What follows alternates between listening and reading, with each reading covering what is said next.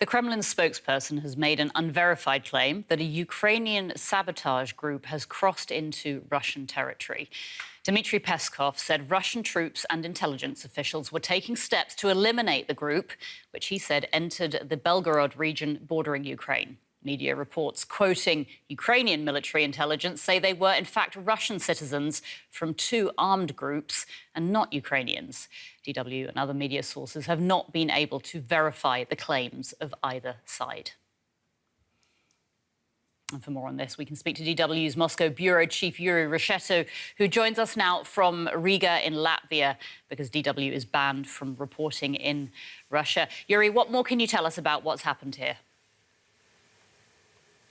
While indeed Russian President Putin's spokesman Dmitry Peskov said that Putin was already informed about this incident, what is really happening we can only imagine from the plenty of posts on social media.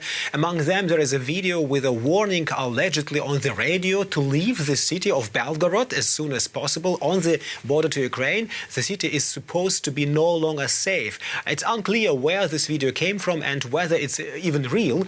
Another post on social media claims that Russian soldiers have already been expelled from the Russian village of Kozlinka, which is in the Belgorod region, directly on the border to Ukraine.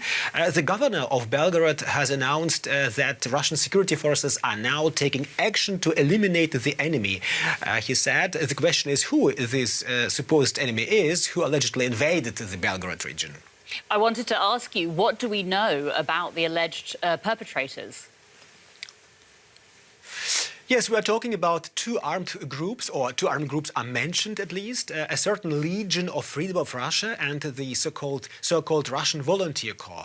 There is a video from one group, the so-called Legion Freedom of Russia, in which the men in uniform and with guns claim they are Russian citizens who want Russia's freedom and are now on their way back. By back is probably meant that these men had left Russia and are now going back to Russia, guns in hand. The video, however, raises many questions. It looks staged. The demand free Russia sounds quite naive under the conditions of war against Ukraine, to put it mildly. And we don't know who it is behind. The other group mentioned is the so-called Russian Volunteer Corps, whose founder, Denis Kapustin, was already involved in a similar armed incident in Bryansk, that is another region close to the Ukrainian border, on March 2nd this year. So what might this mean for the course of the war? Can you put this into perspective for us?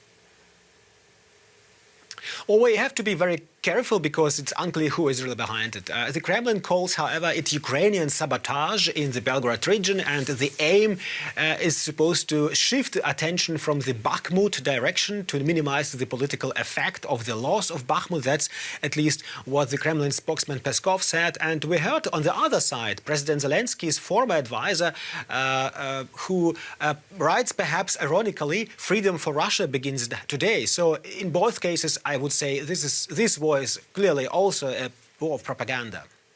DW's Yuri Reshetto, thank you so much for that. Yeah.